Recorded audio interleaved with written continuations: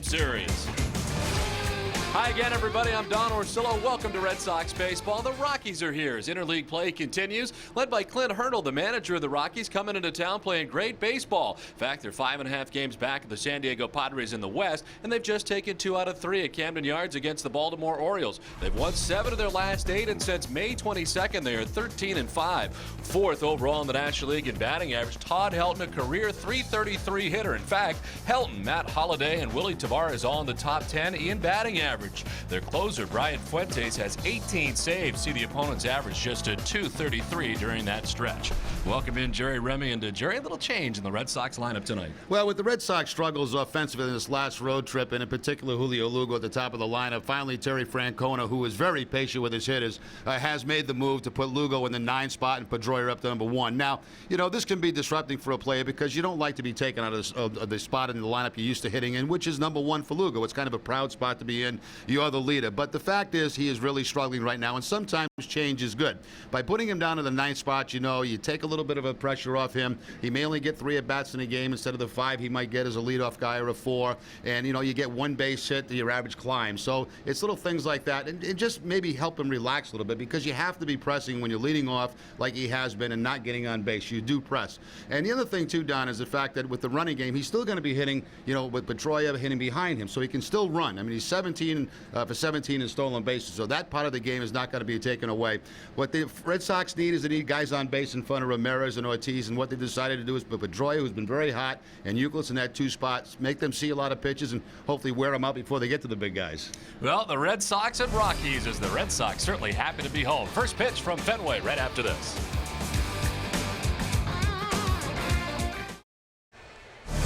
Boston Red Sox baseball on NESN is brought to you by Southwest Airlines, New England Subaru dealers, Foxwoods Resort Casino, the New England Dodge dealers, the United States Marines, Rico, and by New England Toyota dealers. Hey, good evening once again, everybody. Welcome back to Fenway Park as the wind blowing straight in tonight at Fenway. A cool night. Red Sox ready to go against the Rockies. Boston has taken the field, so let's check out the visiting Rockies starting lineup brought to you by Rico. Willie Tavares at the top of the order in center field. Kaz Matsui at second base with Matt Holliday in left field. Todd Helton at first base. Garrett Atkins at third base. Brad Hopp in right field with Ryan Spilborghs, the designated hitter. Troy Tulowitzki is the shortstop batting 8th, and Yorbit Torbia will be doing the catching and batting 9th for the Rockies tonight. On the mound, brought to you by Panasonic, the starting pitcher, and for the Red Sox is Tim Wakefield. Wakefield is now 5-7 on the season. He is 1-4 in his last 5 starts with a 7.98 ERA, but in his last one against Oakland went 6 2/3, only giving up 3 earned runs. That's a game the Red Sox lost 3-2. Against Colorado in his career, in 4 games and 3 starts, he is 0-3 against Rocky ball clubs. The Red Sox defense is brought to you by your Boston area Lexus dealers. Tonight will be Mike Lowell at third base, Julio Lugo the shortstop, Dustin Pedroia at second, and Kevin Youkilis at first. Ramirez, Crisp, and Drew in the outfield. Mirabelli doing the catching for Tim Wakefield. The Red Sox ranked 12th with 43 errors on the season. Tim Wakefield ready to work as Willie Tavares stands in. Rockies fresh off taking 2 out of 3 from the Baltimore Orioles as part of this 6-game road trip east for them. And the first pitch of this one misses for ball 1-2 Tavares. Well, you see the infield is corner infield is in very close against Tavares, and that's because he already has 19 bunt hits on the season.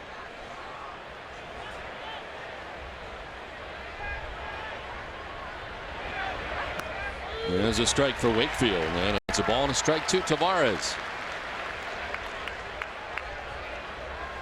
Wakefield trying to bounce back to his winning ways in his 13th appearance of this season.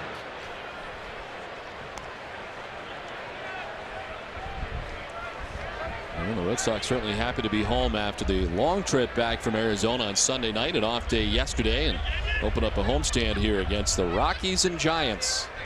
For Terry Francona's squad, who begins the day with a 9.5 game lead over the New York Yankees.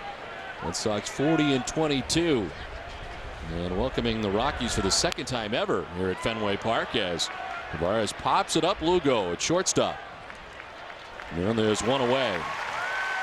Umpiring crew, Bruce Fremming has the plate tonight with Mike Winters at first base, James Hoy at second base, and Mark Wegner is the umpire at third. Where available, this telecast can be heard in Spanish by selecting the SAP button on your television remote. Enjoy the game. Buenas noches, amigos.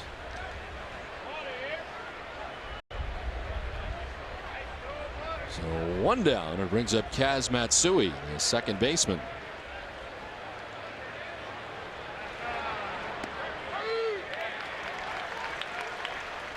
Matsui checks in, hitting at .324 with a home run and 14 runs batted in. Tops it foul, is quickly down 0-2. He spent a long time on a disabled list with lower back spasms.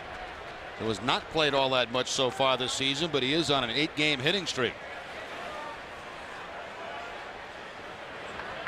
The former New York Met Kaz Matsui jumps back out of the way. His second season now in Colorado. Hitting a .256 with the Mets. He's found his stroke in Colorado as he slaps it foul off to the left, and it's 1-2. And this is a pretty good offensive club. It is not a home run hitting team. It hits very well for an average. They are 4th in the National League in average, but they are 12th in runs scored.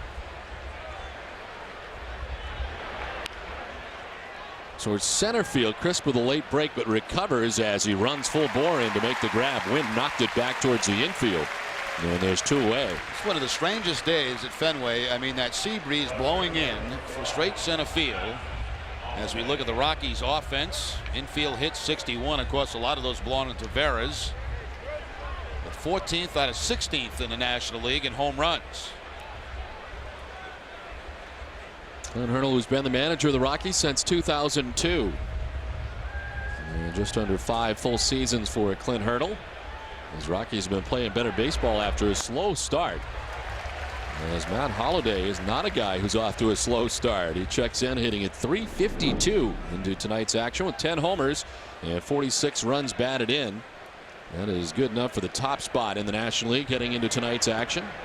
A .352 batting average. In fact, there are 3 Rockies in the top 10 in batting average. He's joined by Todd Helton, who is a career .330 hitter. And Willie Tavares at .321. On the ground at Lugo. And just the first inning Tim Wakefield wanted. It's 1-2-3. Rockies are gone. Red Sox coming up from Fenway. Last half of the first inning at Fenway as the sun starts to set here in Boston. The Red Sox and Colorado Rockies. So 1-2-3 first for Tim Wakefield. And it's Dustin Pedroia leads it off here in the home half of the first inning. First pitch from Aaron Cook. Aaron Cook making his 14th start of the season. He is 4-2. He has faced the Red Sox once. That's when the Red Sox visited Colorado a couple of years ago. He lost that game, 0-1 in his career against Boston. 2 different types of fastball, the curve, and a change from Cook. Starting pitcher brought to you by Panasonic. As Pedroia's got a count of 1-1 in his new spot in the Red Sox order. This one sliced foul back into the seats. I was reading through their notes. I believe the only Rocky player that has played here at Fenway Park is Todd Helton. Well, the Rockies were here one time before. They split 6 games lifetime in interleague. Boston took 2 out of 3 from Colorado. And their only visit June 10th through the 12th of 2002. Actually, it's the only Rockies position player that has played here at Fenway Park. There's also Brian Fuentes was here. With Todd Helton. As this one tapped back to the mound. Aaron Cook's got it. And it makes quick work of Pedroia. And Jerry, is there any added pressure in your eyes now with Dustin Pedroia? We talked about Lugo taking some pressure off him. Now does the pressure fall on Pedroia's? Yeah, but I'm not sure Pedroia feels pressure. You know, I mean, he had a lot of pressure on him early in the season when he was not hitting, and people were clamoring to have Alex Cora in there every day, and it didn't seem to bother him at that time. There's more responsibility, obviously, at the top of the lineup, but I don't think he's the type that's going to be affected by it. Well, Lugo dropped down to his new spot tonight, batting 9th. Red Sox making that change today after the off day yesterday. As Youkilis stands in, batting second. He's been all over this Red Sox starting lineup. Hasn't mattered where he's been. He's hit at .336 with 8 homers and 32 runs batted in.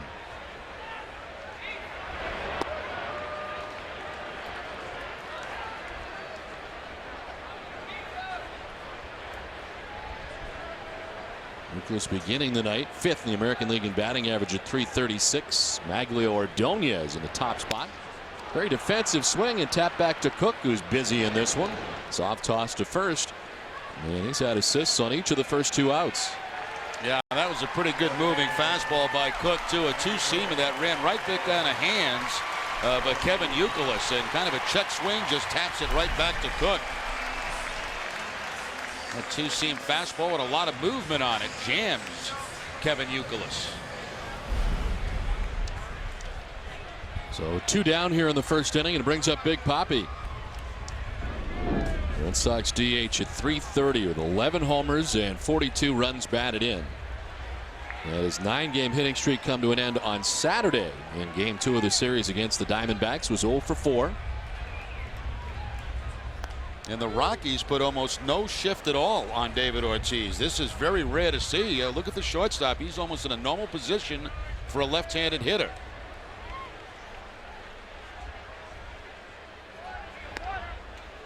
Well, we've seen all kinds of variations, but very rarely have we seen no shift at all. No, this is pretty much straight up right here, with the exception of Matsui at second base, just shading him slightly to pull.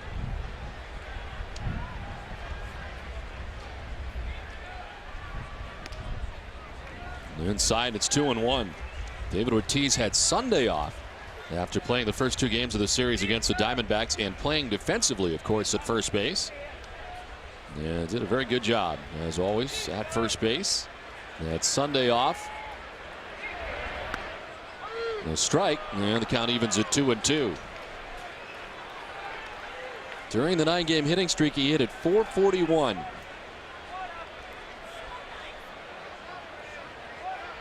The batting average has been climbing up to .330 to begin tonight's action.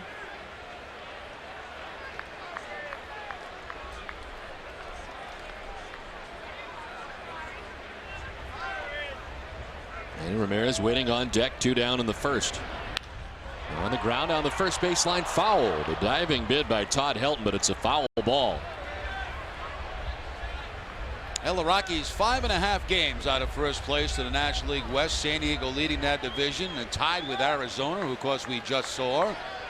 LA we will not see, and we will see San Francisco, who's in last place, 7.5 back over the weekend.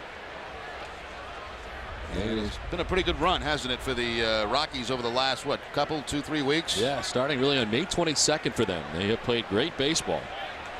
They've won 7 of their last 8 road games. This one tap foul. They won 7 games in a row starting May 22nd through the 29th. It was their longest winning streak since September of 1998. Over the last 16 games, they've been hitting at .293 as a club, so the offense has come around. The 2-2 to Big Papi. Missing for ball 3, and it's a full count.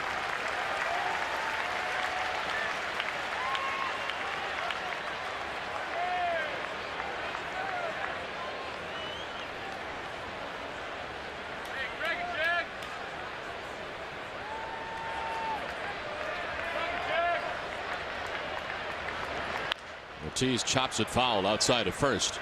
So Aaron Cook got 2 quick outs, getting Dustin Pedroia and Kevin Youkilis. But so far an 8-pitch at bat to David Ortiz. After 7 pitches to the first 2 batters.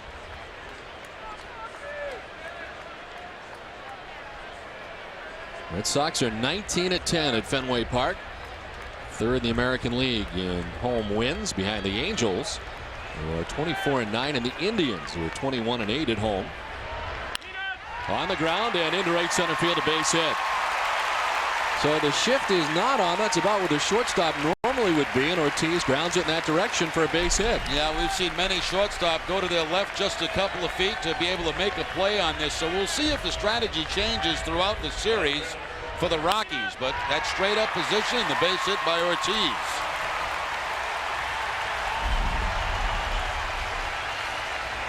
Couple of all-stars talking it over at first base. As David Ortiz in a lengthy at bat finally gets the base hit, 2 down here in the first. And here's Manny, 291 with 8 homers and 33 runs batted in.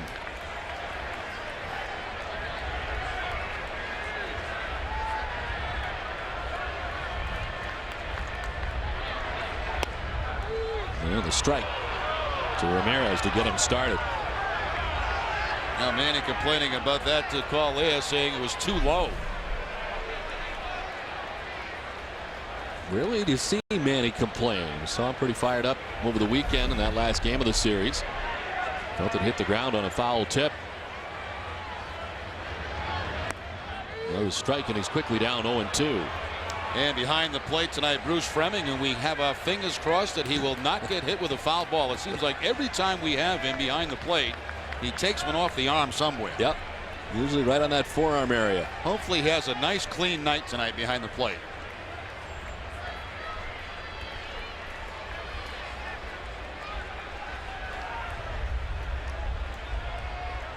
And he's averaged at .355 over the last 37 games.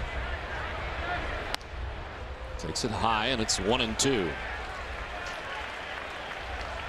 Slow start for Ramirez, but coming on now. He's got that average up to .291.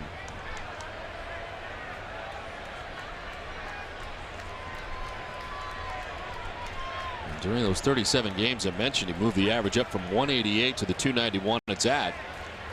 He's second in the American League in game-winning RBIs. He's got 8 of them.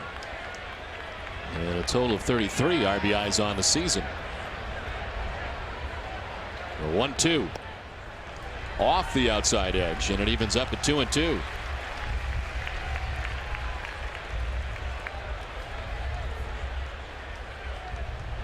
On deck, J.D. Drew. Turning to the Red Sox lineup, he had Sunday off. Red Sox had to deal with the big unit, Randy Johnson, in the final game of that series in Arizona.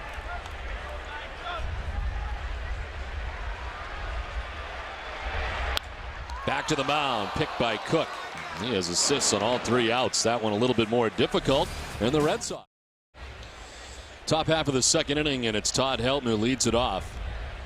As the Red Sox and Rockies are scoreless after 1. Helton, Atkins, and Hop expected in the inning against Tim Wakefield, who disposed of the Rockies 1-2-3 in the first.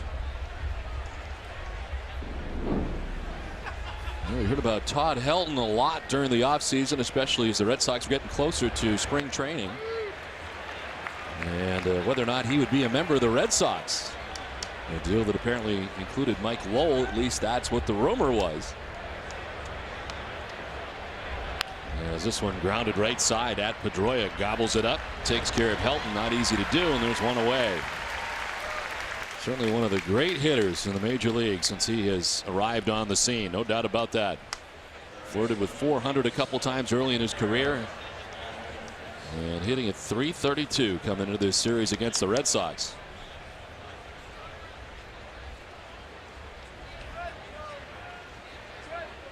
One down for Garrett Atkins, the third baseman for the Rockies.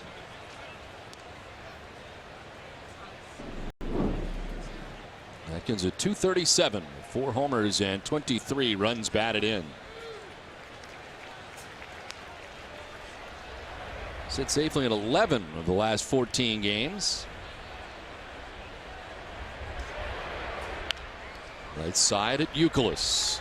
He'll take it himself, and there's 2 down in the inning.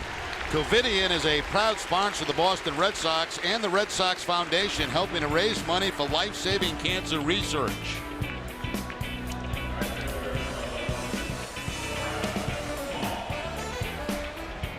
2 down here in the second inning, and Jerry, exciting times right now for the Rem Dog. From what I understand, you are the president now of Red Sox Nation, something I think we all knew before, but now it's become a little bit official. Well, thank you very much, Don. Yes, it's quite an honor and a lot of responsibility, but we'll talk a little bit more about that. They got some plans. Very nice. We'll take a look at your platform when we come back a little bit later. 1-2-3 go the Rockies, inning and a half done, scoreless. Last half of the second inning back at Fenway as J.D. Drew leads it off for the Red Sox. As Drew, Lowell, and Crisp are expected here in the bottom of the second inning.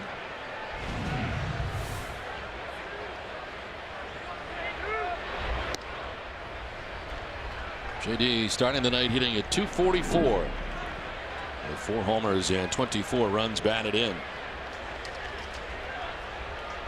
He's recorded 3 hits. Both of his last 2 starts seem to wake up a little bit in Arizona. A couple of hits and 2 3-run home runs. As the key matchup is brought to you by Killian's. 4 for 8 against Aaron Cook.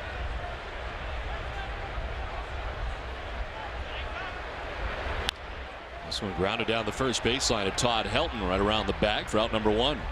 Time is running out to play the Star Spangled Sweepstakes from the Mass State Lottery with $40 million in cash prizes and a top prize of $20 million. It's the best odds ever to win $1 million. For more info, visit masslottery.com. Please play responsibly. 1 down, and here's Mike Lowell. 312, 11 homers, and 47 runs batted in. And a guard on the back of that hand now.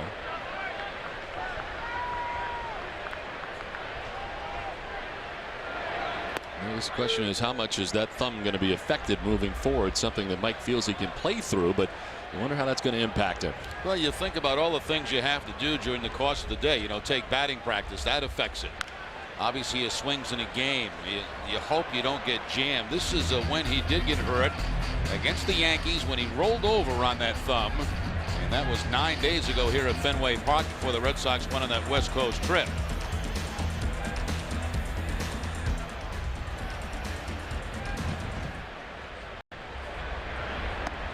According to Lowell, it's a ligament problem, and not even a cortisone shot at this point would seem to help anything.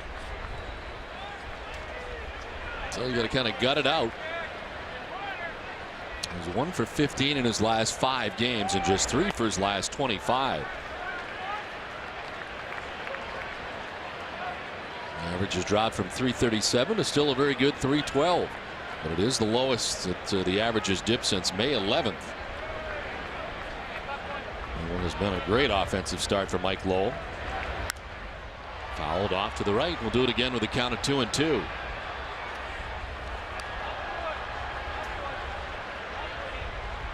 Coco Crisp waiting on deck.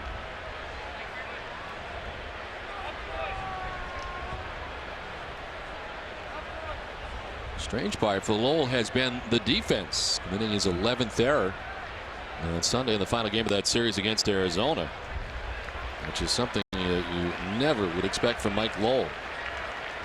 Well, just watching Cook here in the first couple of innings, he must keep his infielders very busy with that very good sinker that he throws. Jolted to center field. Willie Tavares back a few steps. Wendell knocked that down like everything else. And there's 2 down. Well, the Red Sox Foundation is auctioning off Green Monster ticket packages for Saturday's game against the San Francisco Giants that include your chance to watch batting practice from the Monster Seats, complimentary food and beverages, and much more. To enter for your chance to win and benefit the Red Sox Foundation, visit redsox.com and click the Foundation ticket auction link.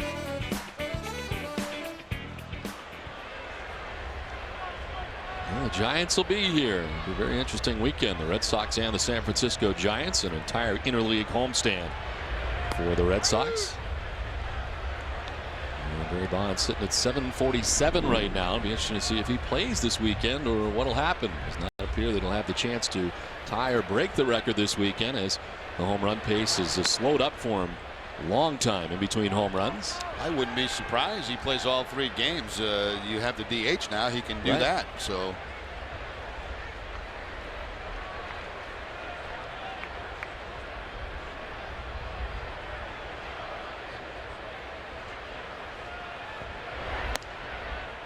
Ball high to Crisp, and it's 2-1.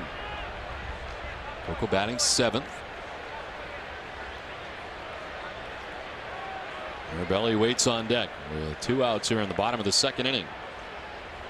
A little different look to the bottom of the Red Sox order beginning tonight. Lugo batting 9th. Strike makes it 2-2 to Crisp. Well, when Lugo was on top, you had crisp toward the bottom, so you had speed at the bottom and speed at the top. Now you got more speed at the bottom than you do at the top. Certainly Dustin Pedroia not known for his speed as the new Red Sox leadoff hitter. Do you get any sense from Terry Francona today if this is a permanent move, one that they'll stick with for a little while, or is this just for now? Well, I think it's, he's going to stick with it if it works. Managers can't commit to whether they're going to change it a week from now, 2 weeks from now, 3 days from now. You don't know about injuries, things like that. But if the lineup starts to click this way, it'll stay this way for a while. If not, they'll make adjustments like they always do. Very similar to last year, where the Red Sox, after he got healthy, started with Coco Crisp, who they envisioned to be their leadoff guy of the future. And certainly extending an extension for him last year and planning on having him in there every day. Well, that didn't work out, as he appeared to be injury plagued throughout the season. We never saw the Coco Crisp we expected to see from the Cleveland Indians, and at the time Kevin Youkilis slid into that spot. Did a great job of doing that last year, kind of filling in that capacity. And Crisp has been towards the bottom of the Red Sox lineup ever since, and it's carried into this season. As he chops it by the mound, Matsui on the run with a nice flip in time. It's a 1-2-3 seconds, scoreless after 2. Top half of the third inning back at Fenway. You see the flag kind of pinned up there as it is blowing straight in from center field at the back of Tim Wakefield. Will we ever see the end of the sea breeze, Don? This is June, for crying out loud. Ryan Spilborghs leads it off for the Rockies. This inning's going to be a test. Spilborghs, Tulowitzki, and Torrielba are going to bat in the inning for the Rockies. Torrielba.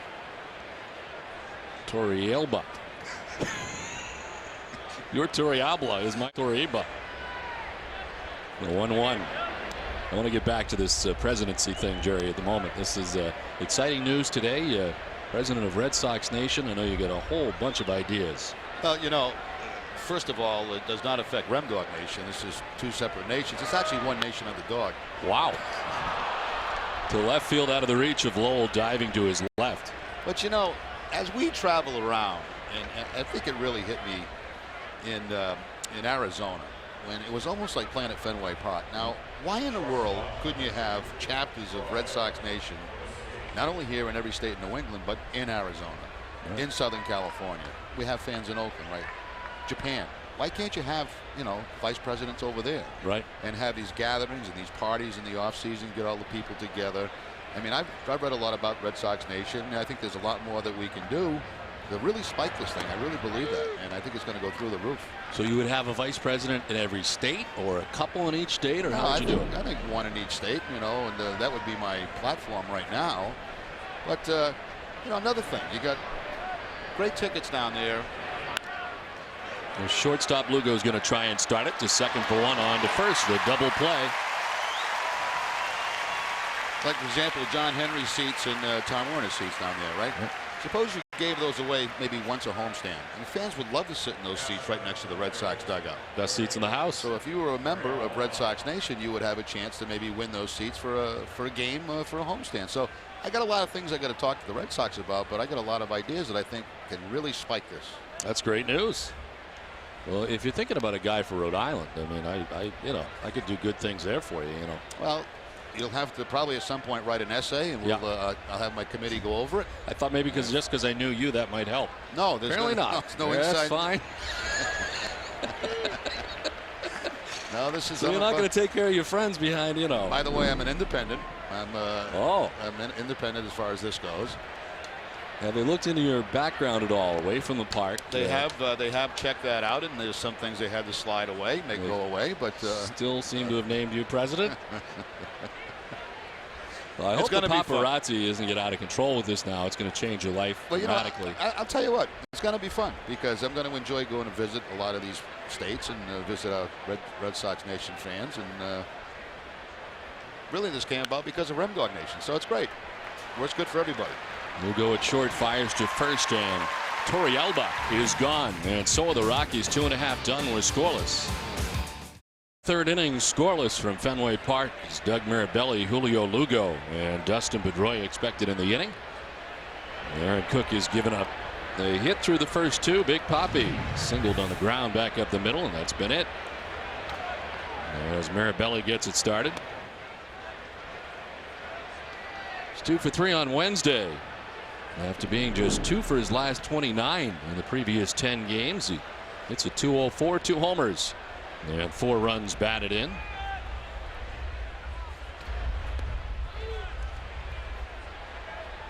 We've seen 5 ground ball outs so far from Aaron Cook. 5 of the 6 outs on the ground for the right-hander for the Rockies.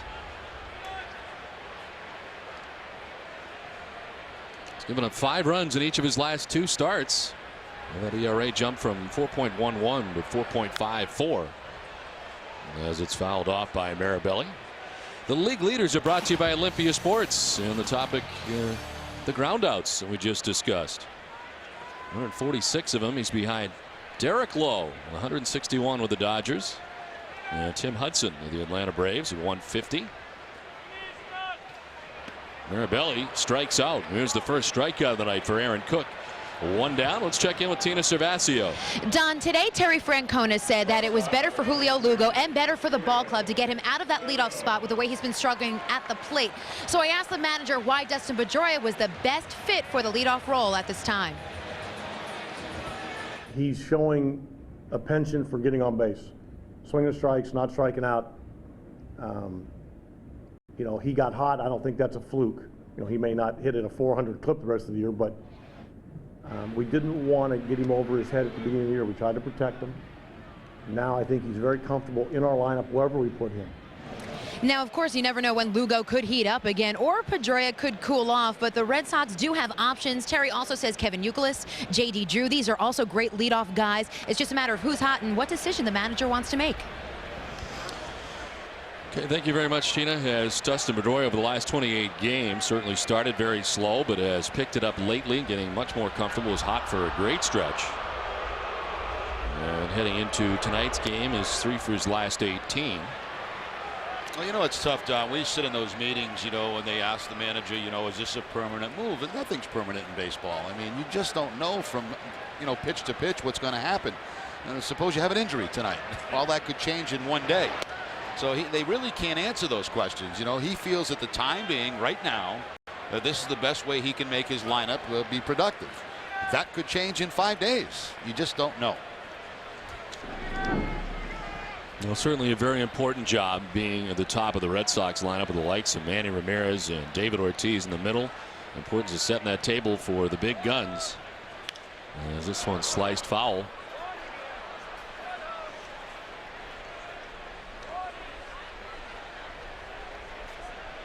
Well, the remarkable thing is that he's got 34 RBIs, hitting at .213. So he has been productive from a run batted in stance, but not from a batting average stance. Line to left and a fair ball down towards the corner. And Lugo scampering to second base. Well, his newfound home is the number 9 spot, and he doubles in his first at bat in that capacity.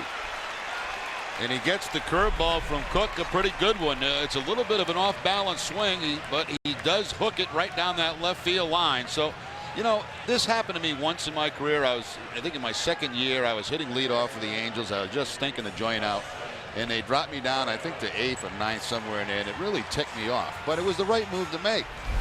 And for some reason, between being ticked off and then eventually being more relaxed, things started to turn around. So it's, you know, who knows? We'll see what happens with Lugo. That's a great start right there. So 1 down, Lugo in scoring position, and brings up Dustin Pedroia. He grounded back to the mound first time up.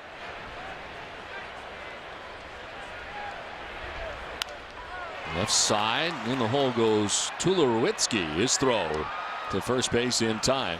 Diving head first that time was Pedroia, but he's out number 2.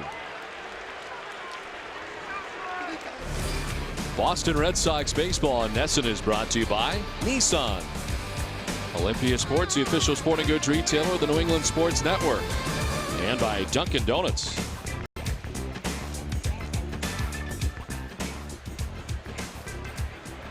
Oh, is it nice to be back home? Sure is. I didn't enjoy that trip at all, to be honest with you. Which part, Oakland or Arizona, or the whole thing? The whole ball of wax. Yeah. I don't know. The West Coast, I think you're enjoying less and less. Well, No, it's not necessarily that. I mean, Oakland, I feel very fortunate we didn't get stuck on the traffic on the Bay Bridge. Yep, That was very good. We just sailed right across it, made it nice and easy. Oakland series was a tough one. They threw some good pitching against the Red Sox, had trouble scoring runs. Arizona was tough because we didn't know a lot of their players. Yeah. A very young team.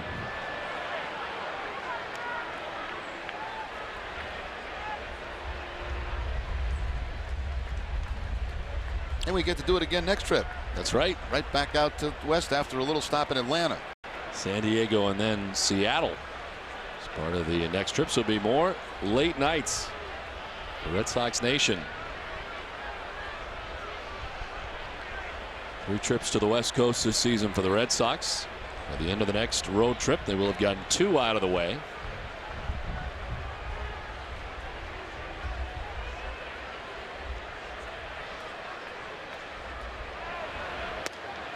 Pitch a strike on the outside corner, and it's 1-2. Now these are quick trips to the West. I remember back probably when you played, actually, though, you were out there for about a long time. It'd be a much longer road trip than that. You'd hit Seattle, Oakland, Anaheim all at the same time, right? And you'd go out there twice a year. Which, do you think that's better than going out more than twice to cover? You think get it all done, right? I think 2's better than 3. Yeah. Remember, there's 5 back in, I think it was 2002. Yeah, that was brutal. They were playing the National League West and went to Dodger Stadium. Also played the Padres. Now, it gives you an idea what those teams out west have to deal with, really, yeah, with the travel. It's not easy, and especially when you're coming back east. It's awfully tough. It takes 2 or 3 days to get your body clock right. Very tough on the Red Sox players. Of course, that 8 o'clock ESPN game is where it all started. And getting in at 5:30 in the morning in San Francisco, getting ready for that series against Oakland. Lugo takes off for third. He'll get there uncontested. 18 thefts without being caught on the season now for Lugo. You know, in Fenway Park especially, if you can steal third base with 2 outs and you can steal it standing up like Lugo did, you do it, because there's no guarantee on a base hit to left field you're going to score from second. And that's the way to steal third with 2 outs. You have to do it just about standing up. 90 feet away with a full count to Youkilis. To right field, and he delivers. Hop over to play it in from third comes Lugo. Youkilis thinking 2, and he'll get there with the RBI double that has the Red Sox on top 1-0.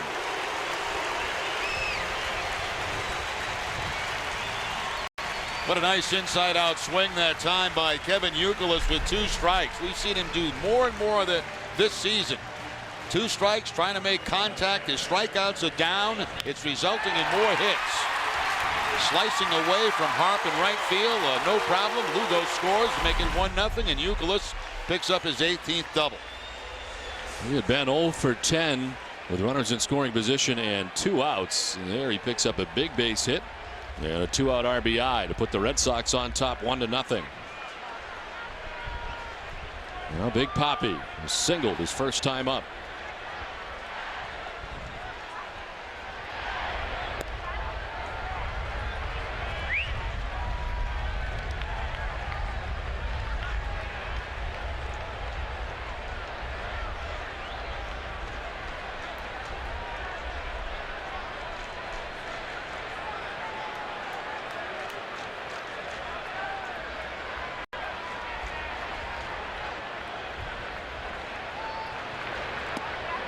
Pitch inside. David Ortiz.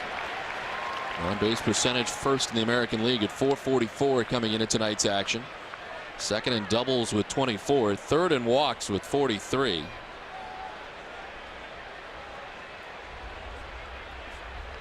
Now with a .330 batting average, 8th in the American League in batting average.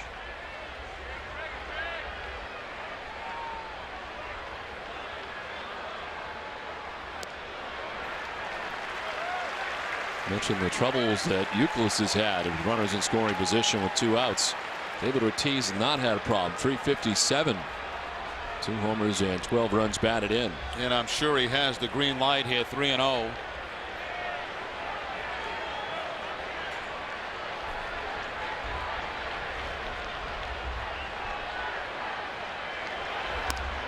Ball 4, and he walks him this time. The first walk surrendered tonight by Aaron Cook. Get the Sunday Globe's award-winning sports coverage every week. Call 800-984-5335 today for 50% off home delivery. The Boston Sunday Globe. Start the week off right.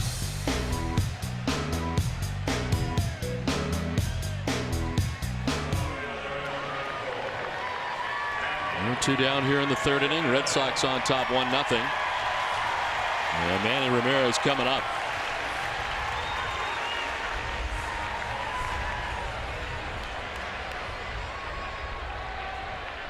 And he grounding back to the mound first time up.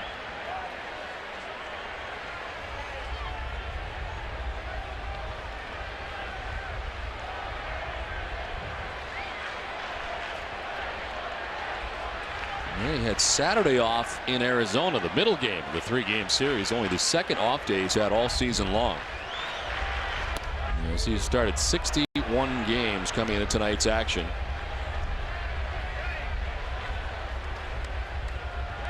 Three of those games as a designated hitter when David Ortiz was out, the rest starting in left field.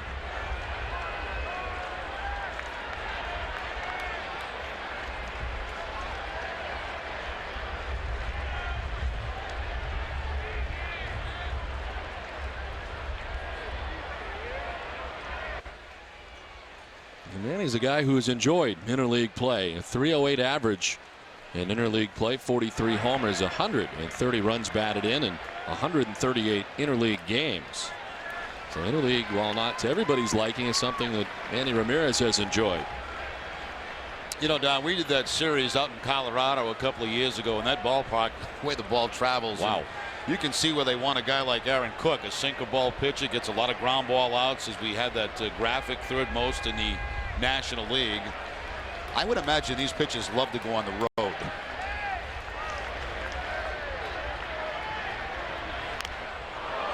You had a feeling when we were playing those games, like, regardless of what the score was, you were never out of it. Right.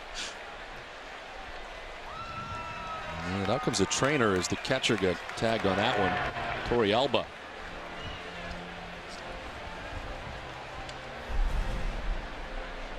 Once again, that sinking fastball from Cook, and right on top of it is Manny Ramirez, and right off the knee guard.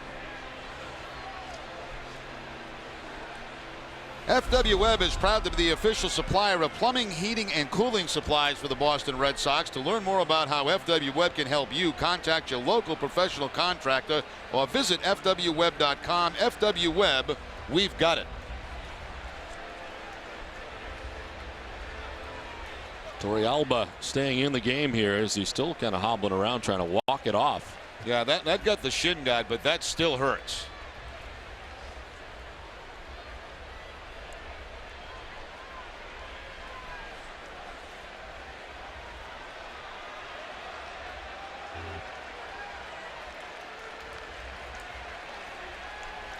First and second for the Red Sox, 2 down. A count of 1-2 to Manny Ramirez.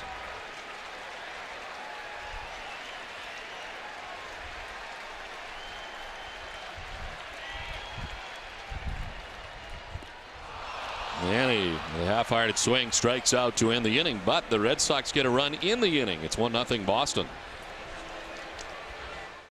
Into the pregame show early for the Domino's Game Time Delivery offer, and find out how you can win a Domino's pizza party at Nesson for you and your friends. Don't miss out. Catch the pregame show tomorrow at 6 for this week's Domino's Game Time Delivery Pizza. Or delivery offer. Well, they're going to be delivering to Nesson, so what? Oh. It'd be great. Top half of the 4th inning. Red Sox on top 1-0 for Tim Wakefield. He deals at the top of the Rockies order. Willie Tavares, who was hit safely in 15 straight. And he had 366 during his 15-gamer. And always a possibility to bunt. Leads the majors with 19 bunt hits. That's a lot of bunt hits, and now, that's in what, 62 games, 63 games. No other player has more than 6 bunt hits. He's got 19. Also leads the National League with infield hits. Got 25 of them. And hitting at .371 since the end of April.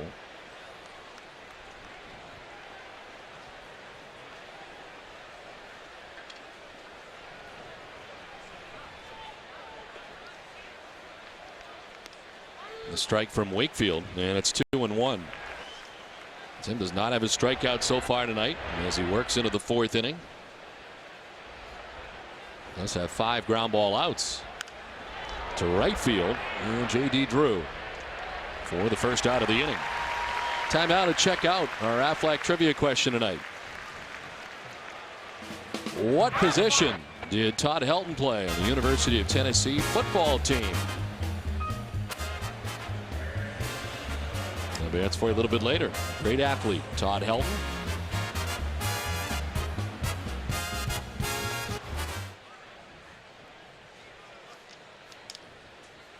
He'll be batting fourth in the inning if we get that far. There's one away, and here's Kaz Matsui. They fly to center field first time up.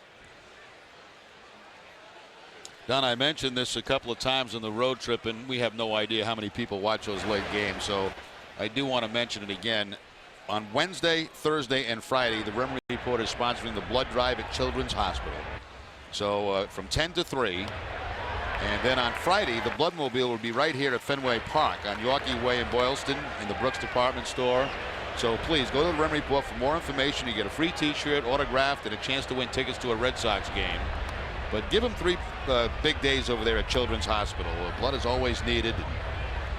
It's a great way to help out. So I know I mentioned it a couple times on the road trip, but who knows who's watching out there. Tough to tell.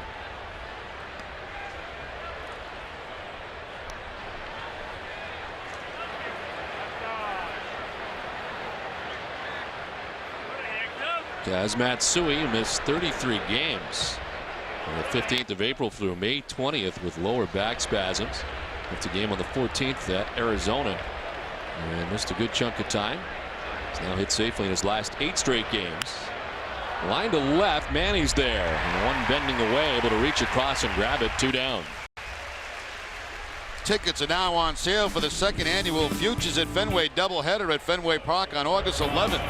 The low price twin bill is presented by Filene's Basement and features the Portland and Lowell clubs this year. See redsox.com for details.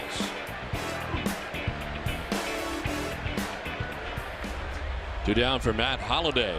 He grounded to short first time up.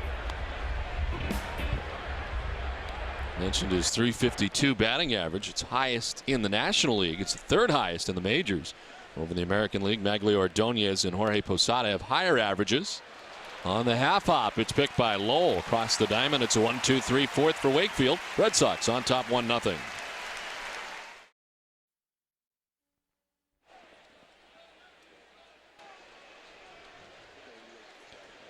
Red Sox on top 1-0.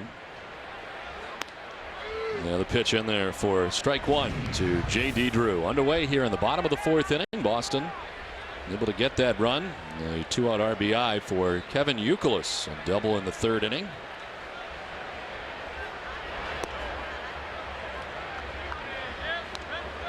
I want to send along thanks to the great owner of the Pawtucket Red Sox, Ben Mondor, who last night hosted myself, Ken Maka, and my daughter Sydney. Had a great time in Pawtucket last night.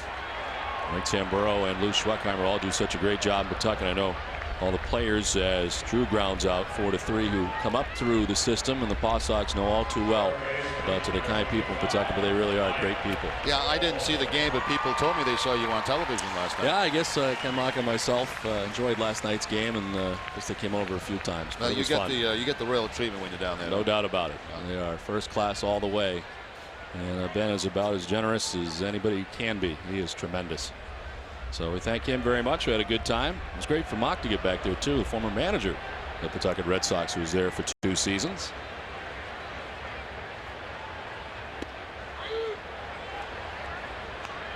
Mike Lowell lined out to center field first time up.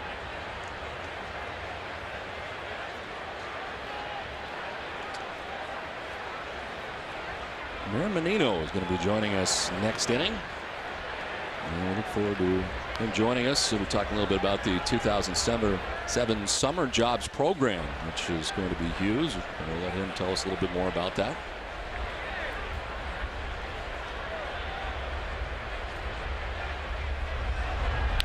Back up the middle, and Mike Lowell is aboard. A 1-out single. The Red Sox is seeing this heavy sinker here from Cook, and now taking more inside-out swings. We saw Youkilis go the other way. Now we see Lowell shooting this one back up the middle. Lowell had faced him 3 times in the National League, was 2 for 3 against him, 1 for 2 here tonight.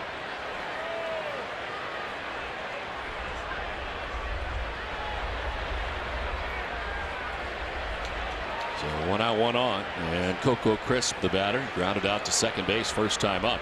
In on the grass at third is Garrett Atkins, the third baseman for the Rockies. Line just out of the reach of Tulowitzki into left field. And a base hit for Crisp, so first and second now with 1 down. Another inside out swing, this time by Coco Crisp. Again, that sinking fastball, thinking about up the middle or the other way, and the line shot up over the head of Tulowitzki, the shortstop.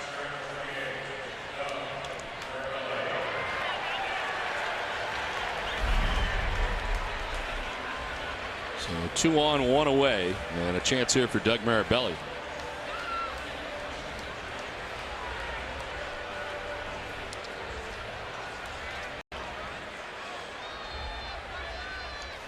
Let's check out the answer to the Aflac trivia question. What position did Todd Helton play on the University of Tennessee football? He was the quarterback, 1992 through 94. He was 41 for 75, 484 yards, 4 touchdowns. He beat out Peyton Manning for the #2 quarterback in 1994. How about that? Got hurt September 24th in 94, the sprained MCL injury, and that's when Manning took over. To third base, Atkins going to try and start it with Marabelli running. They're able to complete it. Around the horn they go. Red Sox gone on the double play, but it's 1-0 Boston at the end of 4. Back at Fenway and ready for the top half of the 5th inning. It is 1-0 Red Sox on top.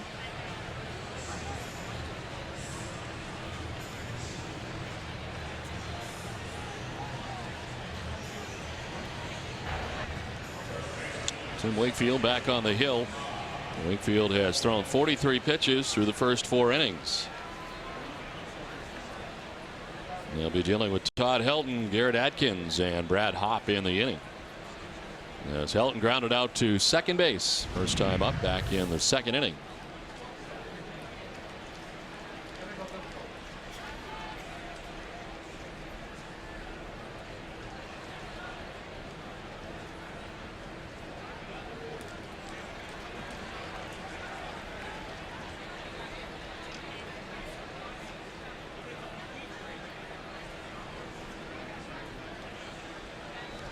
This one shot foul over by the Red Sox dugout. It's 0-2 now to Helton.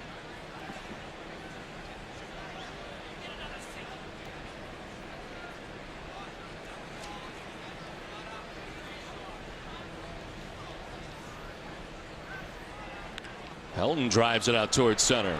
Coco Crisp is there to make the catch for the first out of the inning.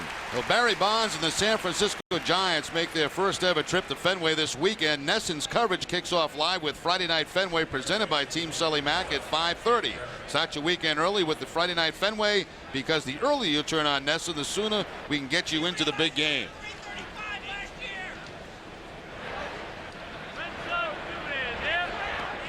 One down, and it brings up Garrett Atkins, the third baseman for the Rockies, grounded out to first base, first time up.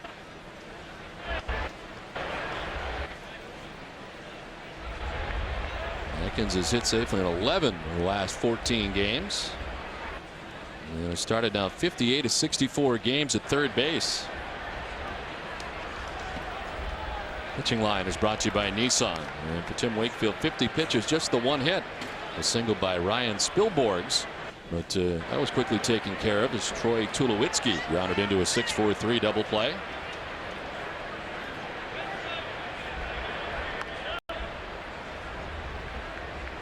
Tim wanted that one as he looks in at Bruce Fremming.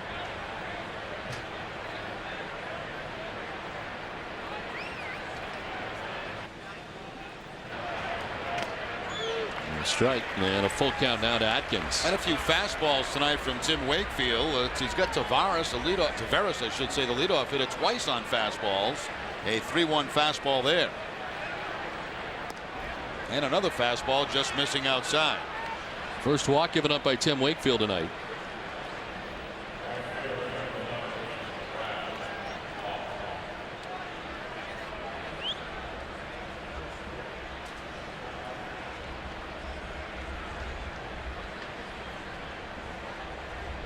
So 1 out, 1 on. Brad Hopp, the batter, fly to left, first time up. out, swing and a miss. Well, last time out for Wakefield, he allowed 2 walks.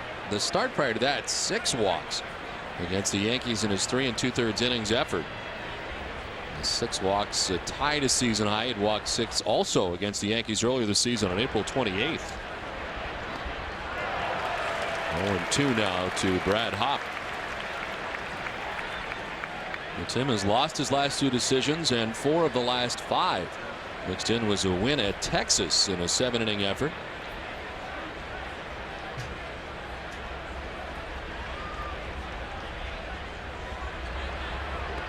A swing and a miss. First strikeout of the night for Tim Wakefield. 2 down.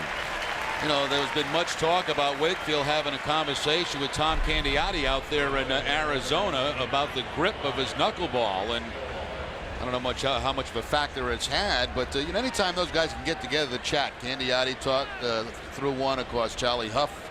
You know, it's a rare breed. When they can sit down and chat a little bit, sometimes it's good for them.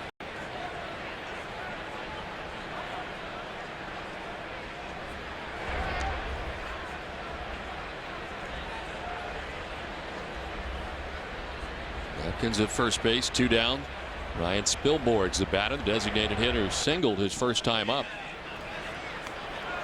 Almost hits Spilborgh's. You know, they all throw the knuckleball, Jerry, but it seems that they throw it differently. Different guys, the way they throw it. I mean, the arm action in different cases. And the Red Sox for a while had Jared Fernandez, who kind of pushed it towards the plate. They didn't really throw it. It was a very different delivery. And that's really what it is. Oh, it's almost a push. Yeah. You know, you're pushing it off the fingertips, and you know, of course, they get in bad habits like everybody else. That's a fastball right there from Wakefield.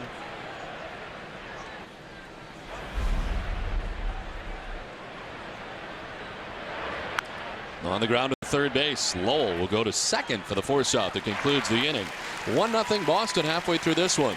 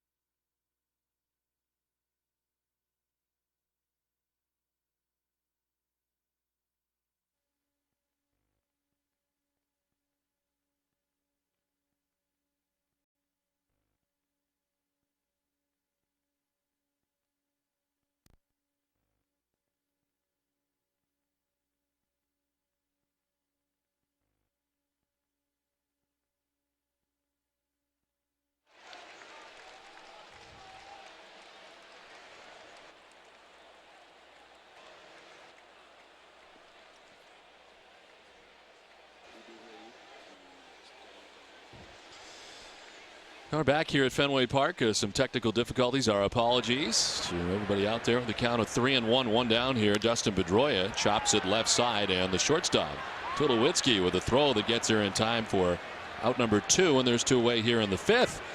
Mayor Thomas Menino here waiting with us. Great to see you, Mayor, again. Appreciate it very much. Welcome, Jerry. How are you? Good. Well, the Red Sox, the Colorado Rockies here. Great to see you. As summer programs coming up here for you and for the youth of Boston. A terrific program I know you're excited about. We have a lot of summer programs this year. The one thing I'm talking about tonight is summer jobs. And the Red Sox, Monster.com, the Boston Globe will step up to the plate and give us 85 jobs. But also there's a contest. Monster.com over that the Monster seats over there. And every time someone hits in there, we get a summer job for our kids for next season. That's so important to us to keep kids busy during the summer months. So every time a Red Sox player hits a home run over the Green Monster, there's a contribution made, right? That's correct. That's correct. Euclid is fouling it off to the right. So far, the Red Sox have hit 14 balls over the Green Monster in 2007, and certainly be doing updates throughout the season here on NESN. That's right. And I wonder if those count from a new program.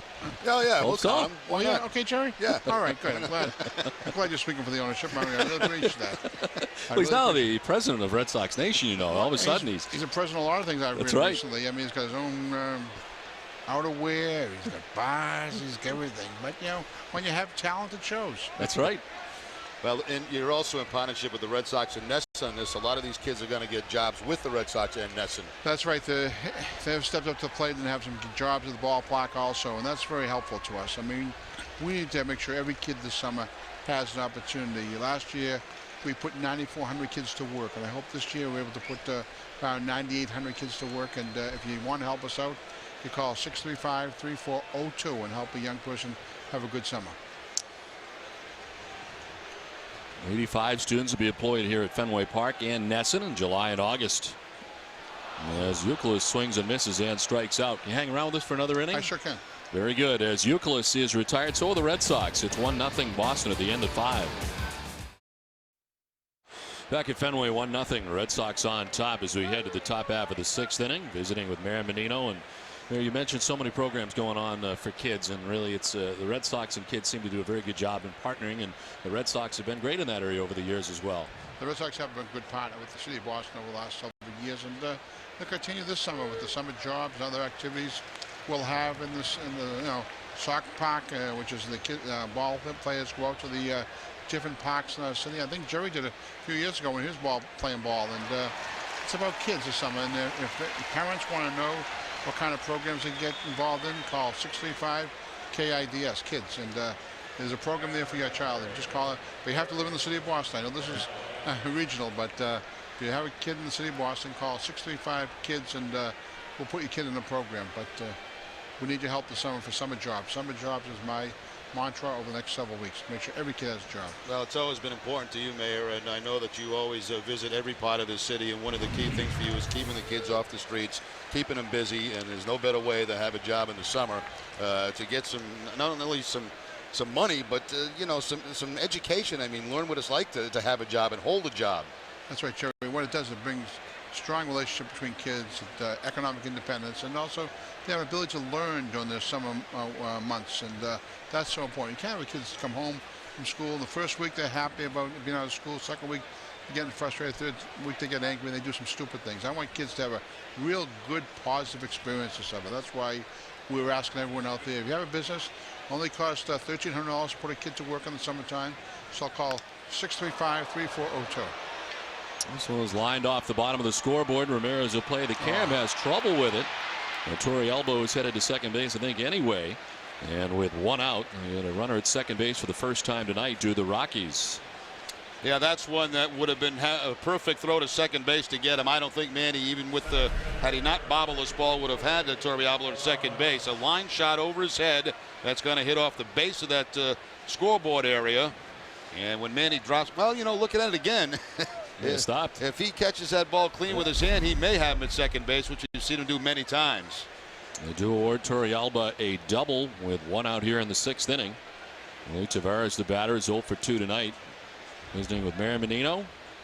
And certainly the Red Sox are very excited about this 2007 summer jobs program. Hopefully get some of the players involved too, which would be fun. We hope so. David Ortiz always helps out in the summertime. Does a spot for Nesson every year talking about violence in our city, and it was very successful last year, and we'll do it once again this year. The message to the young people: don't do crazy things, do positive things, and help us have a good summer, and help themselves have a good summer.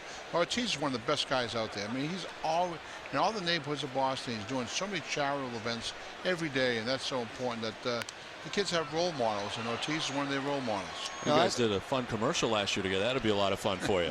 How many takes was it for you? That was just 2 takes. Really, 2 takes? We're good. Ortiz and I together, hey, you know, Big Papi and the Big Daddy.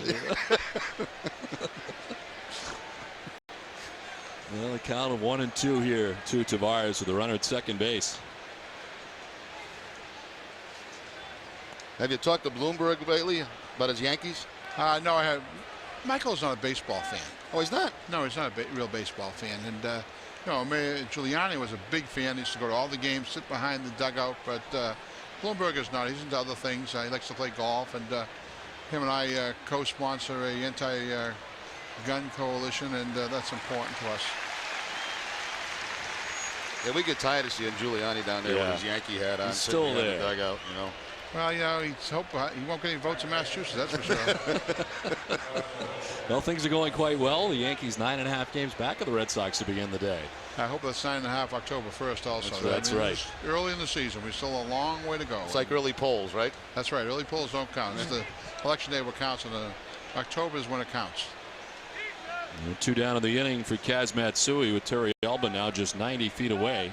And the Red Sox on top 1-0.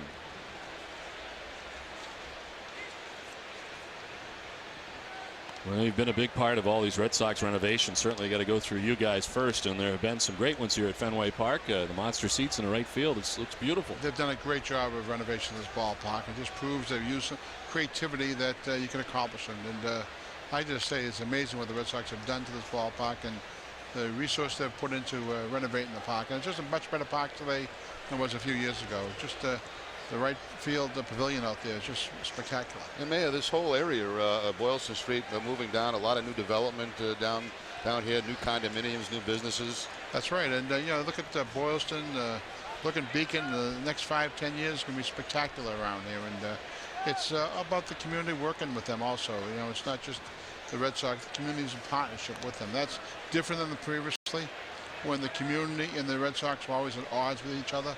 Here we have the Red Sox and the community working together to accomplish a lot of this. So that's so important. The Mayor's job program, 30 hours a week. And for more information on the program, you still can go online too. It's a BostonYouthZone.com, www.bostonpit.org, BostonPic.org also for information. 635-3402. Which is even easier. That's even.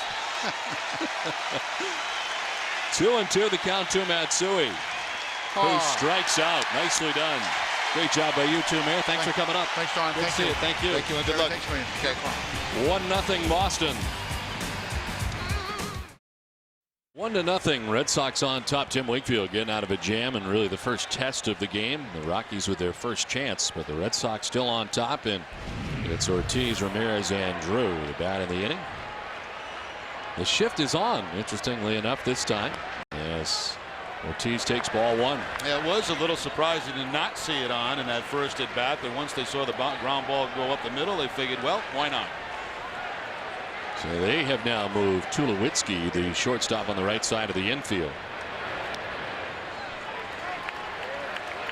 And it's 2-0 to Big Papi. He was singled in the first inning, walked in the third, has been on base twice against Aaron Cook.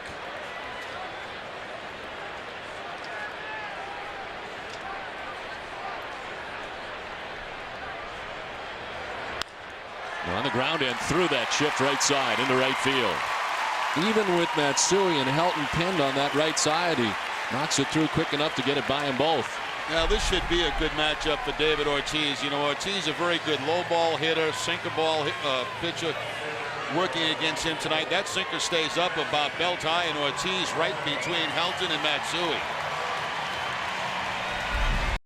So The second hard ground ball hit for Big Papi tonight.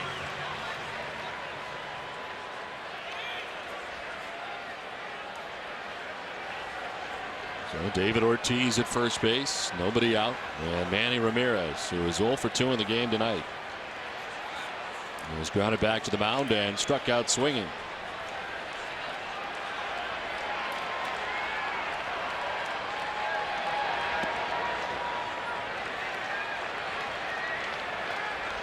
And Cook had retired the side in order in the 5th inning. And a leadoff base hit for David Ortiz. He's now up to 336 with his 2 hits tonight. That average climbing for Big Papi.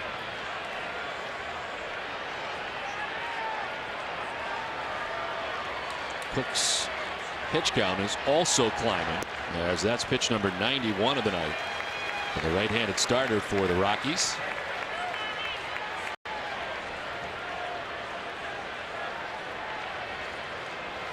Through 102 pitches last time out against the Houston Astros in a 6-inning effort. His season high in pitches at San Francisco. He threw 111 pitches against the Giants. That was his complete game.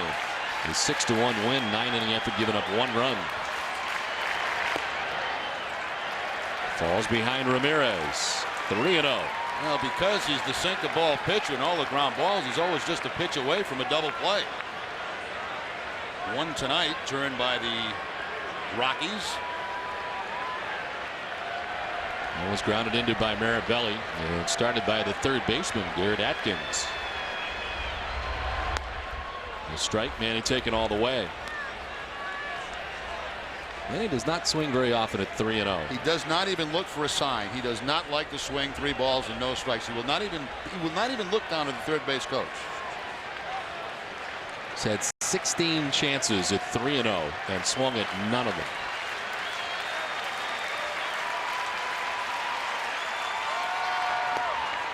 Ball 4, down to first base with a second walk allowed by Aaron Cook.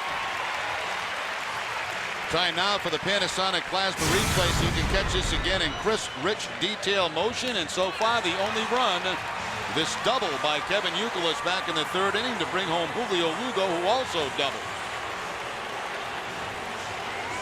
You know, I wish Manny would do an interview, because I like to ask him about some of those things like that. You know, like, why don't you swing 3-0? There's a reason with everybody. You know, some guys, maybe early in his career, he had the green light a couple of times, 3-0, and he swung at a pitch that was a bad pitch.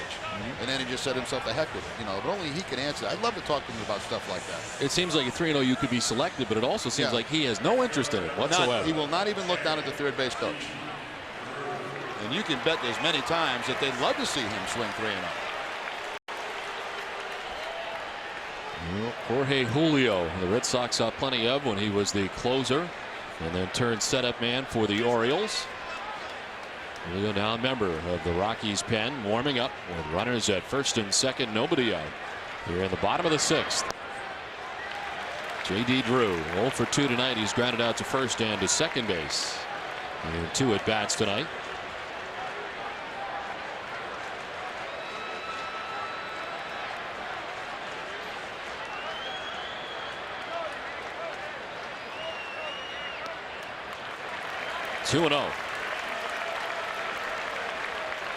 The breeze that was blowing in at the beginning of the game has died down quite a bit here at Fenway Park.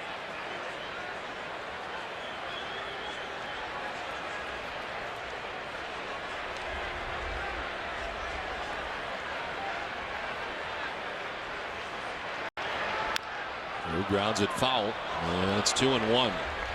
Well, Cook had given up 5 runs in each of the last 2 outings versus Houston and St. Louis. Tonight, he's given up just the 1 run through the first 5 innings.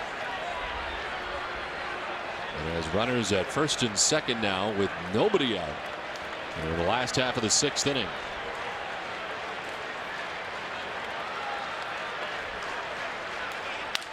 Broken bat grounder. Matsui to second for 1. To first, they are able to turn the double play. As you said it, he's always 1 pitch away from a double play, and they're able to turn it that time, 2 down. I'll tell you, it's the arm of Tulowitzki here that makes this play, because he just throws an absolute seed to first base to get J.D. Drew. We know Drew gets down that line quickly, but watch this arm right here. And just gets him at first base. That was a broken bat. The ball was not hit very hard, so they had to really work quickly in that middle infield to turn that double play over.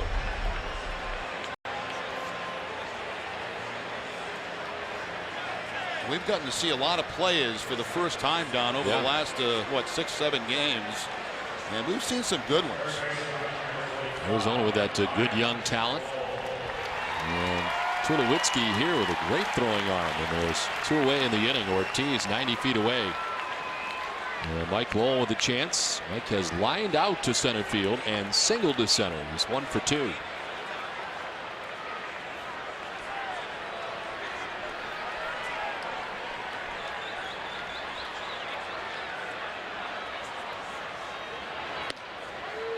First pitch strike to Lowell.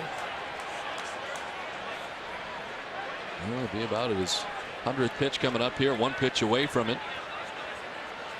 Mentioned the season high at San Francisco, a complete game effort. On the ground, foul, and jumping over it was Ortiz. 0-2. Cook, like a lot of pitchers, has fared better away from Coors Field. A 2.98 earned run average on the road. At home, 6.07. Almost 4 runs difference this season. Look at the breakdown for him, and 2-0 on the road. 500 record at home with a much higher earned run average.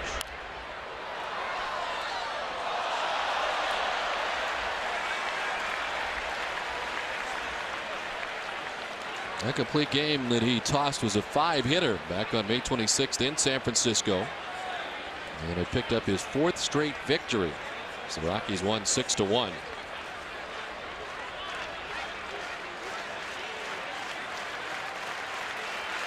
A lost start in the major leagues today. It was his 5th complete game of his career. 1-2 now to Mike Lowell.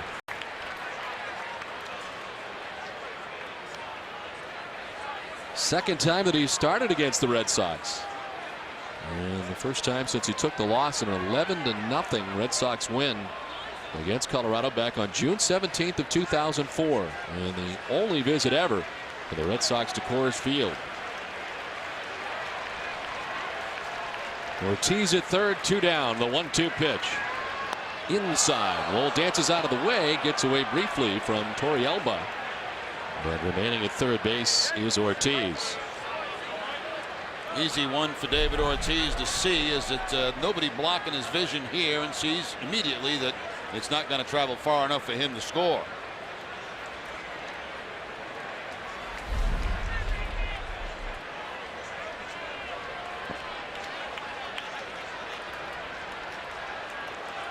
Even with his blazing speed, as he likes to say.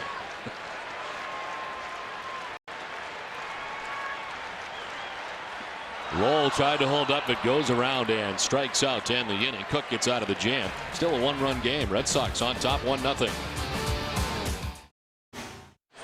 Back at Fenway with the Red Sox on top 1-0 as we head to the top half of the 7th inning. Tim Wakefield at 76 pitches. And Holiday after the first pitch, nicely picked in the backhand by Lowell. Long throw, dug out by Youkilis on the other side. And Lowell showing his appreciation for the scoop. Well, first baseman can save you a lot of errors through the course of a season, and this may be one here. A nice backhanded play by Lowell, gets a chance to plant. It is going to bounce, and right to the backhand, and picking it is Kevin Youkilis. And certainly every infielder appreciates that from their first baseman. Well, the only errors he's committed have come at third base this season. It's 110 consecutive games errorless at first base. There is 1 away as Todd Helton stands in 0 for 2. He is grounded out to second base and lined to center. We can go on and on about the categories that he is on top of or in the midst of some Hall of Famers. He's one of only 5 players in Major League history to possess a .330 or better career batting average, a .400 on base percentage, and a .590 slugging percentage, joining Lou Gehrig, Albert Pujols, Babe Ruth, and Ted Williams. Yeah, so He's pretty good.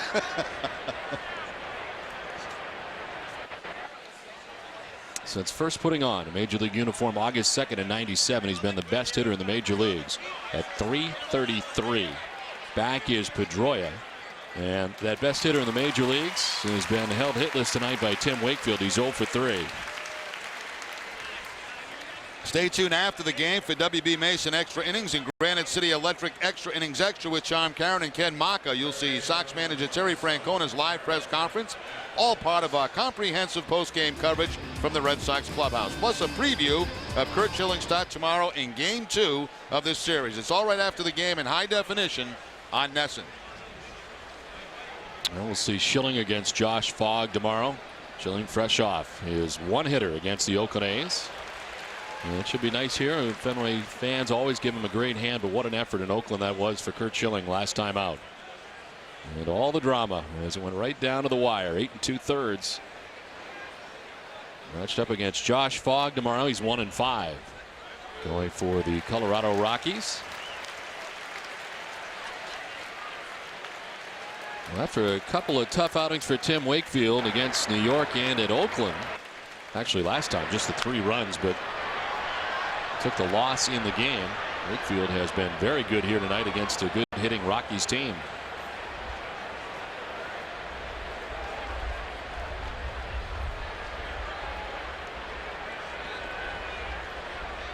No runs allowed on just 2 hits. A single for Spilborghs in the 3rd inning, a double for Torrealba. Now to center field, Crisp coming on. He'll go into the slide to make the grab. Coco and another good one.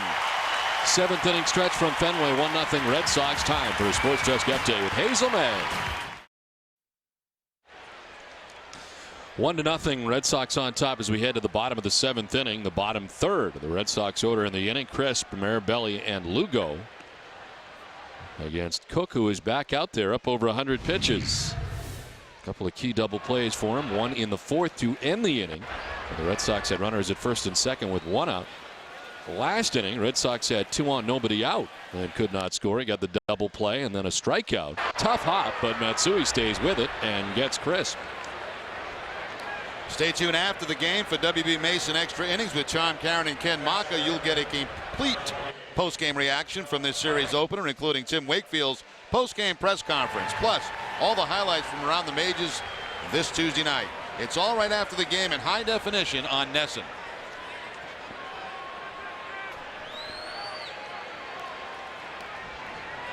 One down for Doug Mirabelli, who was 0 for 2. He struck out swinging and grounded into one of those double plays. 5-4-3.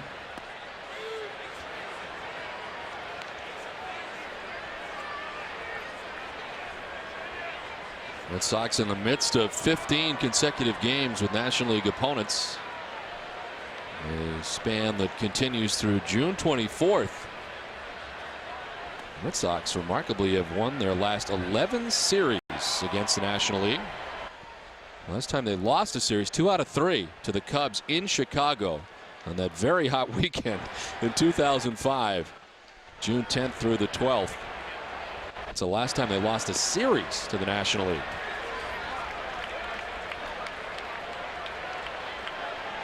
And at home, the Red Sox have won 12 of the last 13 games against the National League, beginning June 19th of 2005.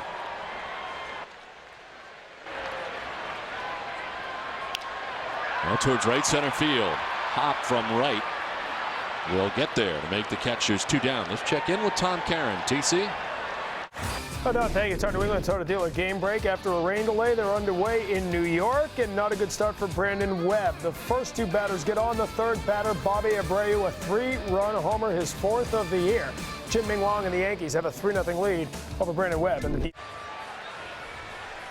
Okay, Tom, thank you very much. Here the Red Sox are winning on top 1-0 with 2 outs in the bottom of the 7th inning.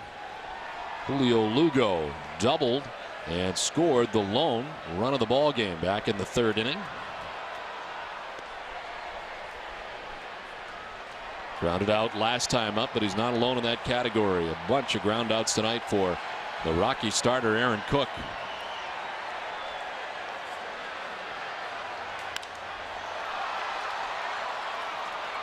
Fly ball to right center. Tavares is there, and on just 8 pitches, the Red Sox are down in order in the 7th. It's 1-0 Boston. At Fenway with the Red Sox on top 1-0 here in the visiting half of the 8th inning. Brad Hopp leading it off. Ryan Spilborghs and Troy Tulowitzki. This is driven to right. J.D. Drew headed back at the wall, and that will one-hop the wall. The ricochet to Drew, and the second base with a double is Hopp. The 3rd Colorado hit of the night, and it comes to lead off the 8th. 3 hits on the night, 2 of them doubles. One by Terry Elbler, the catcher. And now Harp, as he short hops the bullpen wall out there in right field. A lot of hops. Yeah, true. It was a lot of hops, wasn't it? Brad Hopp at second base now. Ryan Spilborghs 1 for 2 in the game. The infield in at the corners. In action for the first time tonight in Red Sox pen, Hideki Okajima. Wakefield is at 89 pitches. And it retired to 5 in a row coming into the 8th. But once again, the Red Sox have not provided him with much in the way of offense. Just the 1 run, so a little room for error here for Tim Wakefield. And the leadoff double for Brad Hopp to begin things in the 8th. Spilborghs fouls it off.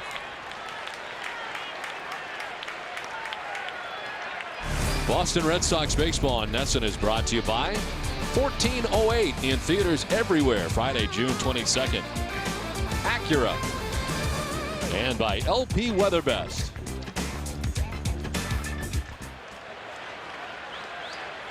Spilborghs to right field. J.D. Drew on the run over towards the dirt to make the catch. Tagging and heading to third base is Hopp. He'll get there. And the tying run 90 feet away with now 1 out here in the 8th inning. Yeah, the Rockies, they do sacrifice a lot. 3rd most in the National League, but elect not to this time. But the fly ball to right field will be effective. It will get that man to third base with less than 2 outs. So a chance here for Troy Tulowitzki. Tulowitzki grounded into a 6-4-3 double play in the 3rd. And he struck out swinging in the 6th inning. Red Sox bring the infield in.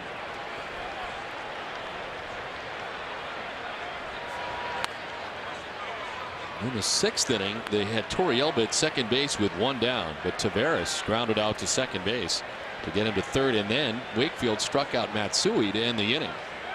And Colorado left the tying run at third base in the 6th.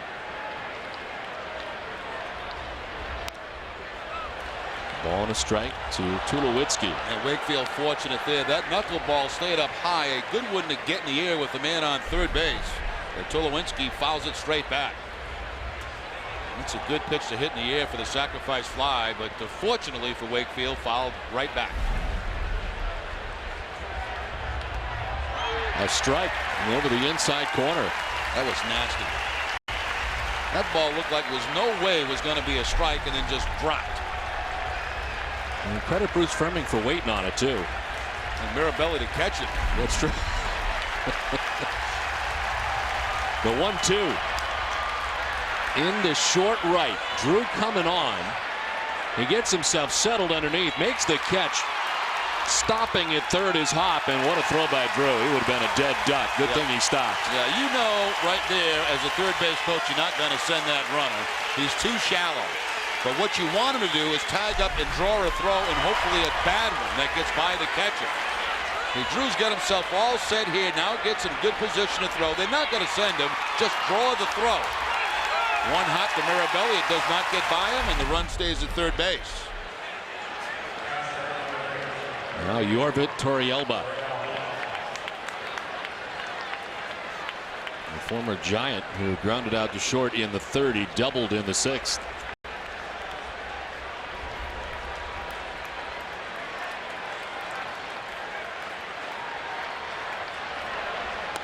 Take strike 1 from Tim Wakefield. A leadoff double by Hopp. Gets to third on the fly out to right field by Ryan Spilborghs.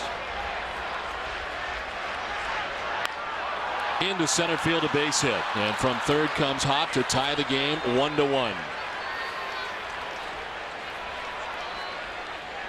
So the number 9 man, Yorbit Torrealba, drives him in, and we're tied at 1.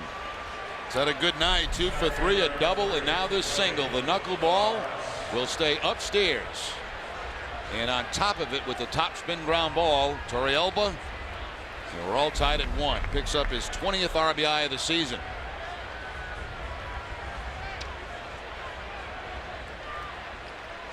Now Taveras showing bunt. He did go after it, says Bruce Fremming, and it's strike 1 to Taveras.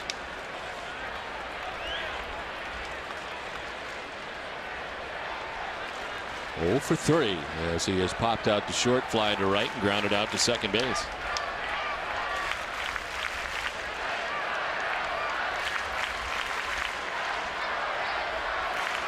There goes the runner at first. This one is down the first base line and will kick foul, stay foul, as Youkilis picks it up. So if you're going to send the runner on a steal like that, I just think you have to take the pitch, even if it's going to take you to 2 strikes, because you're trying to get that man in a scoring position, and you're going against the knuckleball pitcher.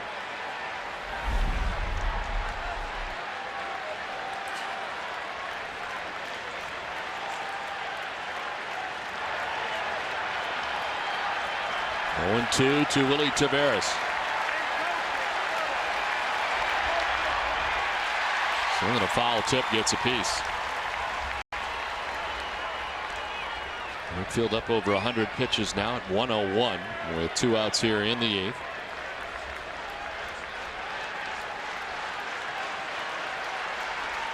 Nakajima still warming in the pen.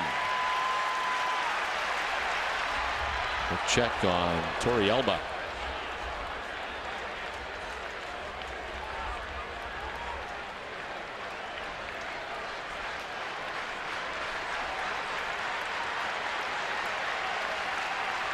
There goes the runner at first. Taveras gets a piece. It's a fair ball, and he's out. Great play by Mirabelli, aggressively jumping out to grab it while it was in fair ground. Applied the tag. This will bring Clint Hurdle out, and Taveras is all fired up. Well, the inning is over. The Rockies have tied the game 1-1 after 7.5 innings.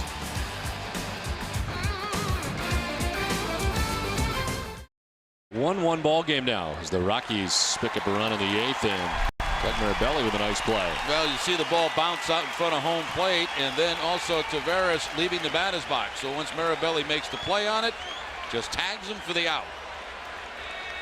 Taveras didn't like it. Hurdle came out, but not much of an argument. Tied 1-1 now, as it is the top of the Red Sox order. A new looking top, Dustin Pedroia, Kevin Youkilis, and David Ortiz in the inning here in the last of the 8th. Aaron Cook at 112 pitches back out on the mound, and why not? He retired the side in order in the 7th inning. There is action behind him as Manuel Corpus, Jeremy Affel, the former Kansas City Royal, for Clint Hurdle. And the starter Aaron Cook's done a great job tonight.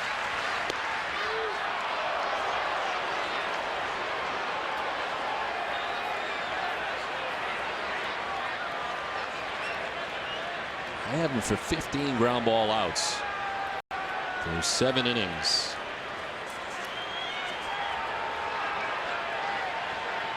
The 2-1. Pedroia thought about it, takes it for a strike, and it's 2-2.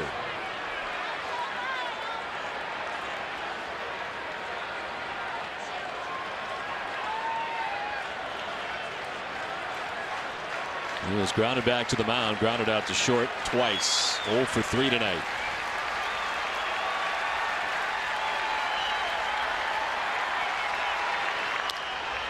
Was it foul over by the Rockies dugout?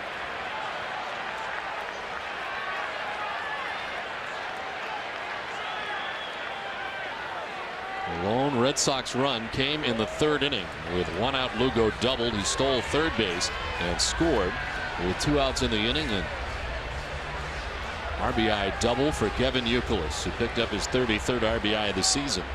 Yeah, that's been it. Both runs scored with 2 outs tonight. Youkilis waiting on deck now. Nobody out here in the 8th.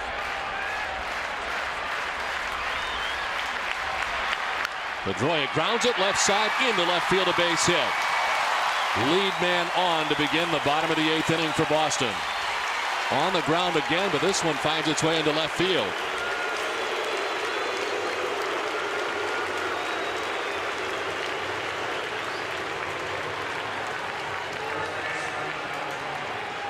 Bob Apodaca and Clint Hurdle talk it over. The pitching coach for the Rockies, and the 5th-year manager Clint Hurdle. And looks like a pinch runner at first base. Cora going in to run for Pedroia.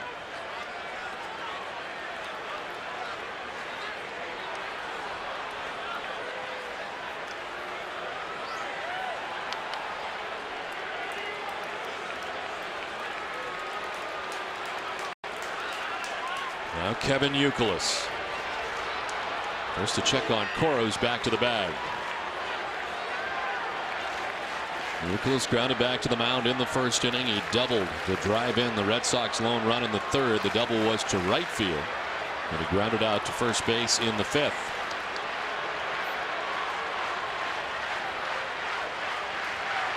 Youkilis drives it to center. Taveras back onto the warning track to make the catch, and Cora goes back to the bag at first. A drive, but handled out there by Taveras onto the track. Yeah, he got a very good jump on that too. Plus, he's got very, very good speed. And he covered quite a bit of ground in a hurry to make the play on that long fly ball. Ball hit very well by Youkilis against the breeze, but right there to make the play, Taveras on the warning track, and out comes Hurdle with Big Papi due up, and they're going to go to the left-hander. So a great job tonight by Aaron Cook, as he leaves with 1 out in the 8th inning. And Jeremy Affeldt to be coming in, as this call to the bullpen is brought to you by New England Ford dealers. Have you driven a Ford lately? We'll tell you about Affeldt when we come back. It's a 1-1 game from Fenway. Opponents montage courtesy of the group Paper Moon with Last Laugh, as 1 away here in the last half of the 8th inning, and a great job tonight by Aaron Cook, who departs after 7 1/3 innings. And the Red Sox ground into some double plays. Here's Jeremy Affeldt. David Ortiz 0 for 12 against Affeldt in his career. 31st appearance of the season for the ex-Royal. Clint Hurdle took a look at the numbers and couldn't resist as Affeldt comes into the game to face Ortiz. Now the only number that sticks out a little bit, 15 walks for him in 24 2/3 and 16 strikeouts. David 0 for 12 against Affeldt. In there for a strike, and it's 1-1.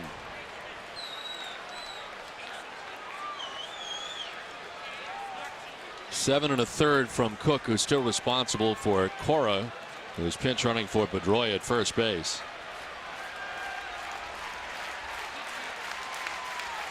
Ortiz to right. Hop headed back. Hop still going. It's off the bullpen wall. To third base goes Cora. He'll be stopped there on the long double for Big Papi, who nearly got it out of here.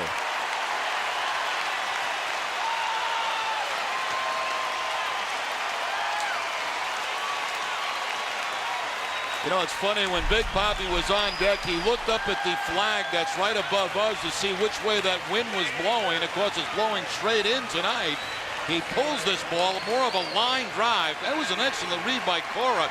I looked at Cora, and he had just taken off, but he still had to be held up at third base.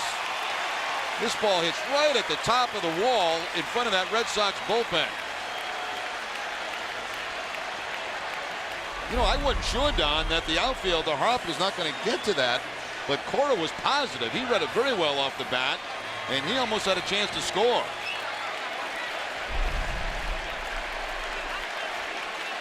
Man, that just missed a home run by what, 6 inches? Not by much. Second and third with 1 out after the Rockies had tied the game 1-1. They will intentionally walk Manny Ramirez with first base open and take their chances with J.D. Drew. For Manny, this will be his 7th intentional walk of the season. So Big Papi had been 0 for 12 against Affeldt. It almost takes him out of the yard, but as it is, his first hit ever is a double. You know who leads the American League in intentional walks? Who's that? Vladimir Guerrero with 18. Wow. 18 intentional walks. He's got Gary Matthews Jr. hitting behind him in that Angels order. And it's down to first base. Goes Manny Ramirez on the free pass. Well, J.D. Drew seemed to come around as the Red Sox were in Arizona.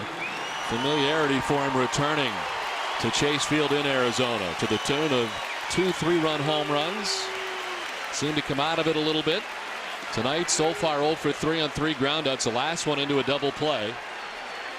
And a chance here to give the Red Sox the lead in the last of the 8th. Ball 1 to J.D. Drew.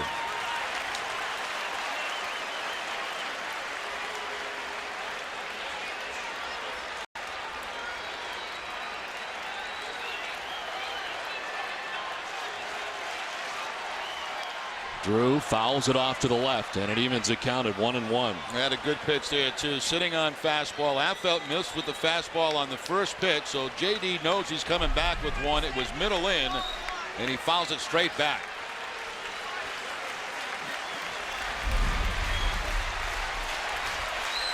Cora at third, Ortiz at second, Ramirez at first.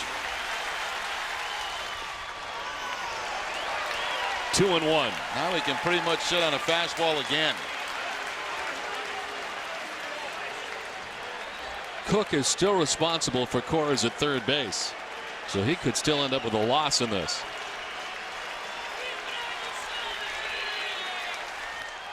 Ball 3, 3-1. Being more selective now. Well, we mentioned the walks, Don, for Affelt. They've been a problem at times.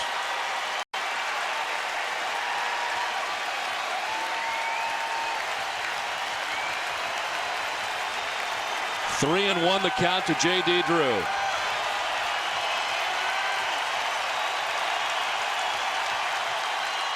Drew, it's a fly ball to center. Taveras heads back, will make the catch as Cora tags, and Cora will score the Red Sox go-ahead run.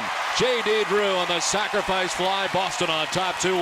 Well, he was in total control in that hole at bat because Affelt fell behind him on that first pitch. He knew he was going to get fastballs. And of course, 3-1, he knows he's going to get a fastball here with the bases loaded and connects with the fly ball at center field. When he missed with that first pitch, that really put Drew in control of that at bat.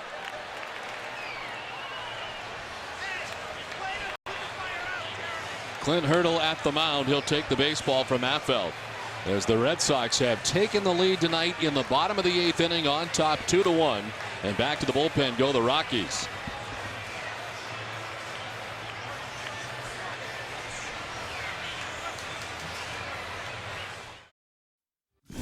Tom Kerr with you here in our Nesson studios. Just moments ago in Detroit, Justin Verlander throwing a no-hitter for the Tigers against Milwaukee. J.J. Hardy flies up to right field to end it. The first no-hitter for the Tigers since 1984 and a 12-strike.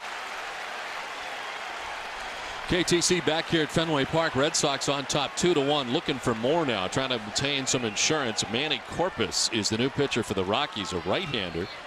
And Mike Lowell standing in with runners at first and second, fouling off the first pitch. Corpus is 2-2 on the season. Appearance number 32, all out of the bullpen. Only 22 hits allowed in 31 innings, 25 strikeouts. Opponents only hitting .204 off Corpus. So the opponent scoreless in 24 of 31 outings and leads the Rockies with 25 strikeouts out of the pen. The strike to Lowell, and it's 0-2. Red Sox have their closer up in the pen now after they have regained the lead here in the bottom of the 8th.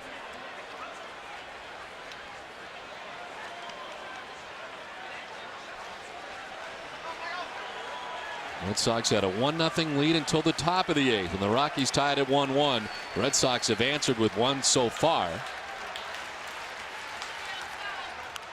Lowell pops it up, should reach the seats, and will. Helton gives chase. Well back into the crowd.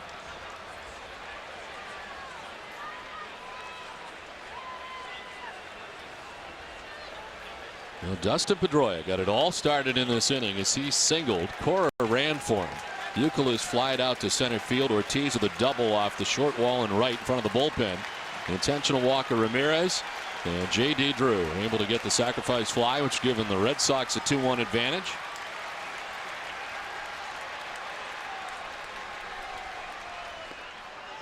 Inside, and it's 1-2.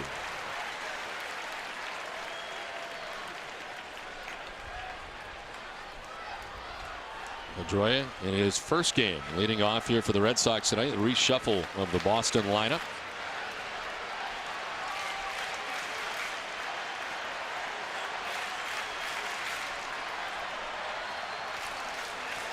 Here's Fremming has called time here from behind the plate, and he wants to talk to the second base umpire, James Hoy. He's called him in.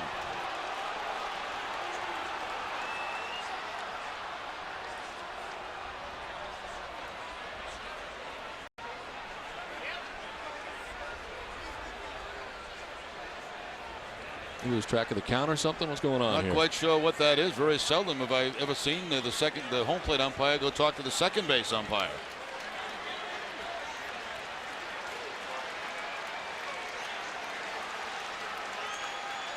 One and two the count. Lowell grounds it towards Tulowitzki.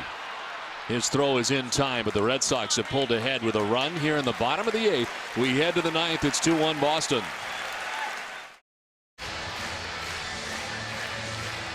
This pit sequence is brought to you by the Commonwealth Health Connector. Cover your bases, connect to health. And J.D. Drew with the bases loaded, critical pitch right there, falling behind. Gets a fastball, it fouls it back. Then a breaking ball, which puts Drew back in control. He'll miss with a high fastball, 3-1. You know you're going to get a fastball. Drew gets it and hits the fly ball at center field to bring home the run. So by Affeldt falling behind, it put J.D. Drew in control of that at bat. Well, Jonathan Papelbon into the game for the ninth. 14 saves in 15 opportunities. The most recent save coming on the ninth against the Arizona Diamondbacks. An inning in that game, a hit allowed. He did strike out 2. Overall on the season, his 23rd appearance. Tonight, after our Red Sox coverage, stay with Nesson for Sports Desk with Hazel May, presented by FW Webb, home of Frank Webb's Bass Centers. Visit them at fwwebb.com. She'll bring you the details on the Bruins re-signing of defenseman Andrew Alberts, plus highlights and reaction from Game 3 of the NBA Finals between San Antonio and Cleveland. Catch it all tonight after our Red Sox coverage with Hazel May in high definition on Nesson. Jonathan Papelbon having to face a very tough threesome here. It is Matsui, Holiday, and Helton. As we head to the top of the ninth, Boston on top now 2-1. Matsui is 0 for 3 in the ballgame tonight. He's flied to center, lined to left, and struck out swinging.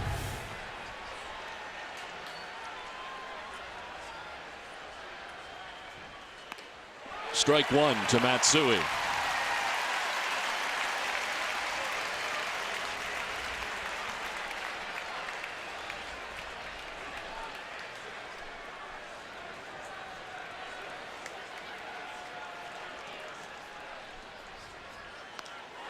Swing and a miss. 96 from Papelbon. It's 0-2.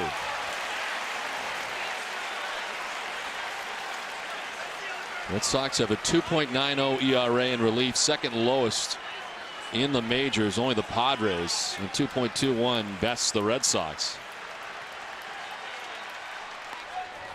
Matsui not chasing that time, and it's 1-2. It's the first time we've seen Papelbon touch 97 in quite some time.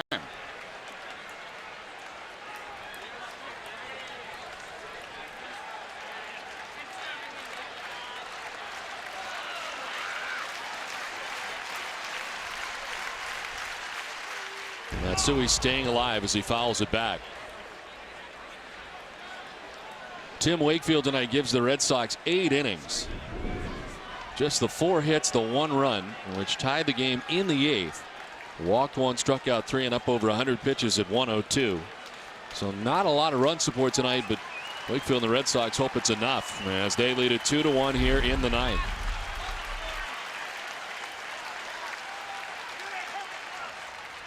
Matsui staying alive, slices it foul to the left.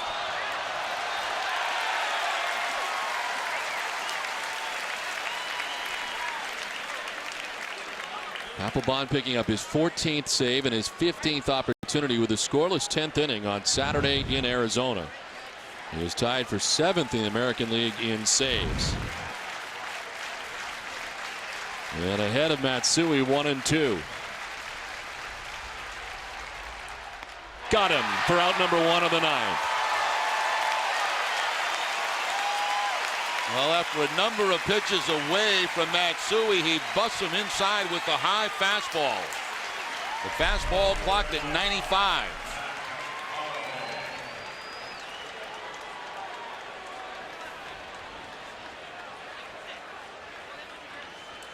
Now the task gets a little tougher as Matt Holliday will be the batter. Hitting at .352 to set the pace in the National League, but is 0 for 3 tonight. And you talk about contrast, Jerry. You've been dealing with the knuckleballer all night. Now you got the gas of Papelbon in the ninth. And he's throwing 97. He's had a couple of 97. It might look like 197 after the knuckleball.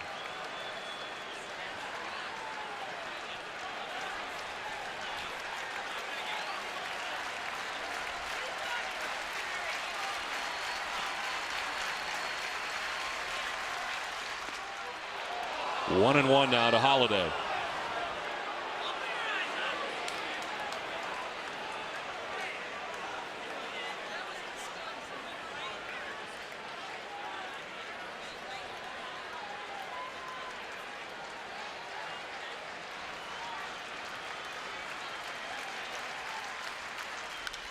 To right field and playable for J.D. Drew. Wynn plays with it, but he's still there, and there's 2 down. Stay tuned after the game for Granite City Electric Extra Innings Extra with Tom Caron and Ken Maka. You'll get the manager's assessment of this series opener with Terry's Take with Tina Savasio as part of our comprehensive clubhouse reaction. Plus a preview of Game 2 of this series. It's all after the game in high def, only on Nesson. And they'll have more on that no-hitter tonight thrown by Justin Verlander. He was able to blank the Milwaukee Brewers. And they'll hit the Brewers. Why didn't you tell me about that? I didn't know You that. were in the bathroom. Todd Helton bats with 2 down in the ninth. Thought it was part of your press conference for Red Sox Nation in the hallway. Verlander with the no-no.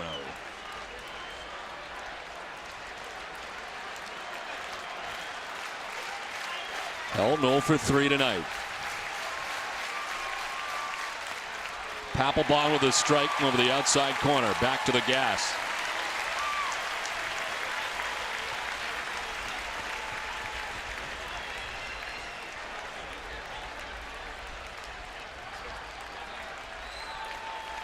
Outfield set up straight away. Deep in right is Drew. Helton with a big swing and a miss. This is as live a fastball as we've seen since early in the season from Jonathan Papelbon. It is popping tonight. 1 ball, 2 strikes, 2 down in the ninth.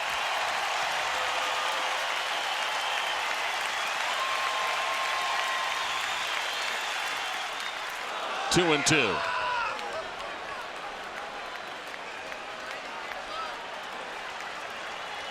Wakefield for 8, and a chance to grab the victory here tonight as the Red Sox have pulled ahead in the bottom of the 8th, and now 1 out away, 1 strike away.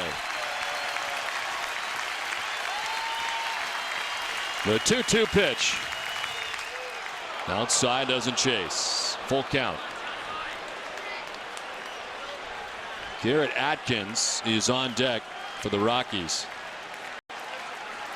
But first, a bit of business right here between Jonathan Papelbon and one of the game's best, Todd Helton.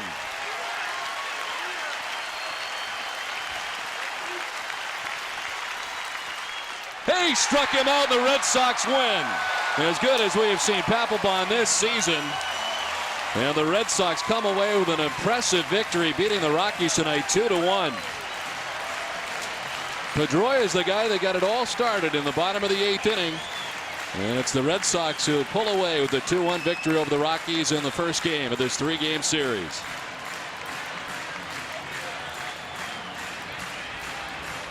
Papelbon all business in that 9th inning, getting rid of Matsui, Holiday, and Helton in quick fashion. And it's J.D. Drew's sacrifice fly that gives the Red Sox the victory tonight. Well, Papelbon with a great fastball in this game tonight. 2 strikeouts in the 9th. Throws it by one of the game's best hitters in Todd Helton. Good ball game tonight. Wakefield's a winner for the 6th time this season. Red Sox win 2-1. W.B. Mason's extra innings right around the